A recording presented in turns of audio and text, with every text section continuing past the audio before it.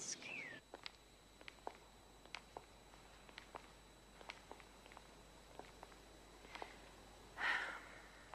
Now remember that all the Newtonian concepts were based on things that could actually be seen, or at least visualized.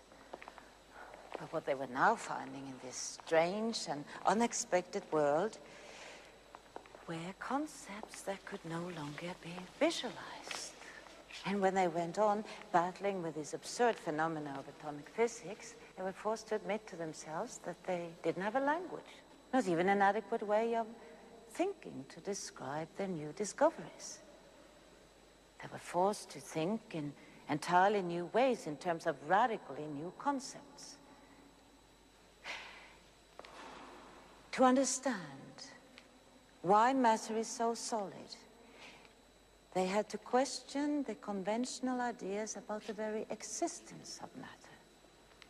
And after many frustrating years, they were forced to admit that matter does not exist with certainty in definite places, but rather shows tendencies to exist. Tendency? What the hell does that mean? Now, let's say we want to observe an electron out there.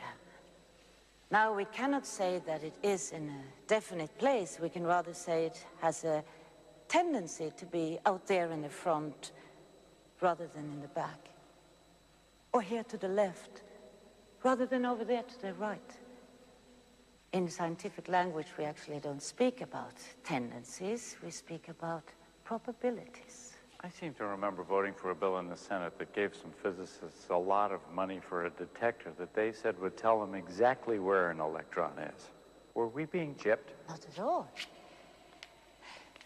The strange thing is that when you actually make a measurement of the electron, it is in a definite place.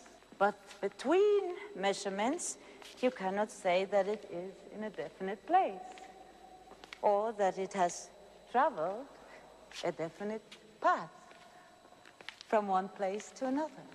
You mean when you want to measure it, it just sort of shows up? Yeah. Oh, kind of like out-of-work actors or presidential candidates like Jack Edwards. What do you think? What do you think? Hey, tough guy. Yeah. Oh, my knees hurt. Okay, let me get this straight. You measure it and the electron is there. It shows up, like Thomas said. But in between measurements, you can't say for sure that it's in a definite place, or even that it went on a definite path from one place to another. So how does it go from here to there? It moves, doesn't it? No. You mean it stays in the same place? No. Well, wait a minute. Either the electron moves or it doesn't move. Well, you can't say that. Well, are you getting a feeling now of what these physicists felt? You see, an electron doesn't move from place to place, and it doesn't stay in one place either. It manifests itself as probability patterns spread out in space. And the shape of these probability patterns changes with time, something which might seem like movement to human perception. Are you saying that the electron sort of gets smeared out over a large region, and then when you measure it with the measuring gun, it collapses into a small point? You got it. You see, all subatomic particles, electrons, protons, neutrons, manifest this strange existence between potentiality and reality. So at the subatomic level, there are no solid objects. No, there are not. Well, if there are no solid objects at the subatomic level, how are there solid objects at any level? That's the amazing thing. This simple question, what makes this rock so solid, goes way beyond our power of imagination. I mean, I cannot explain this to you in visual terms. Of course, I can do it in mathematical equations, but there's no metaphor for it. How can you live in a world that's unmetaphorical? I mean, you have to perceive reality in some way. I mean, this is solid. Okay.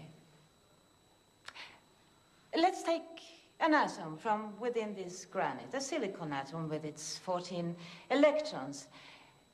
Now, the probability patterns of these electrons arrange themselves like shells around the nucleus, each shell containing several electrons. Now, within the shells, the electrons are everywhere at the same time, so to speak.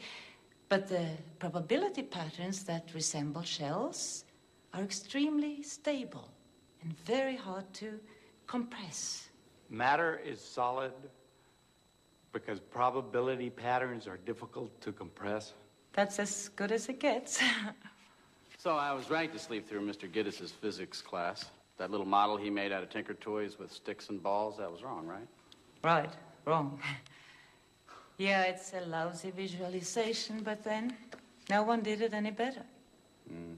If the doors of perception were cleansed, everything would appear as it is, infinite. William Blake.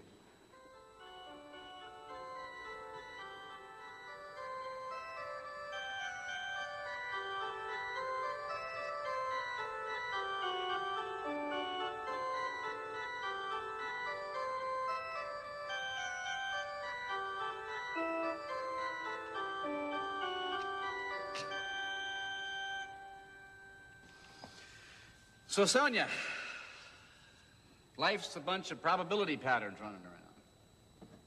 Probability patterns of what? Of interconnections. What? Well, what I'm trying to say is that these probabilities are not probabilities of things, but probabilities of interconnections. See, Jack, that's what she was trying to tell you. See, we tend to think of subatomic particles as some kind of small billiard balls or small grains of sand.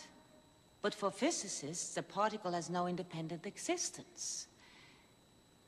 A particle is essentially a set of relations that reach outward to connect with other things. What are those other things, please? They are interconnections of yet other things, which also turn out to be interconnections, and so on and so on. You see, in atomic physics, we never end up with any things at all.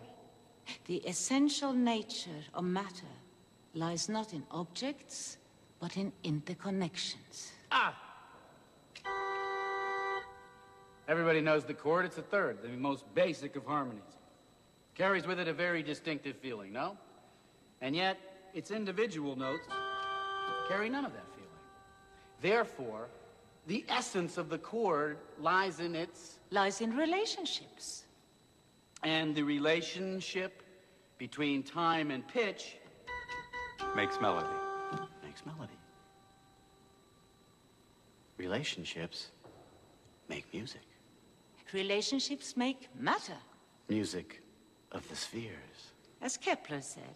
And Shakespeare before him. And Pythagoras before him. Now, this vision of a universe arranged in harmonies of sounds and relations is no new discovery. Today, physicists are simply proving that what we call an object, an atom, a molecule, a particle, is only an approximation, a metaphor. At the subatomic level, it dissolves into a series of interconnections, like chords of music. It's beautiful. Yeah, but there are boundaries, aren't there? I mean, between you and me, for instance. We are two separate bodies, aren't we? That's not an illusion. Is it? Are you saying that there is actually a physical connection between you and me and between you and the wall behind you and the air and this bench? Yes. At the subatomic level, there is a continual exchange of matter and energy between my hand and this wood, between the wood and the air, and even between you and me. I mean, a real exchange of photons and electrons. Ultimately, whether we like it or not, we're all part of one inseparable web of relationships.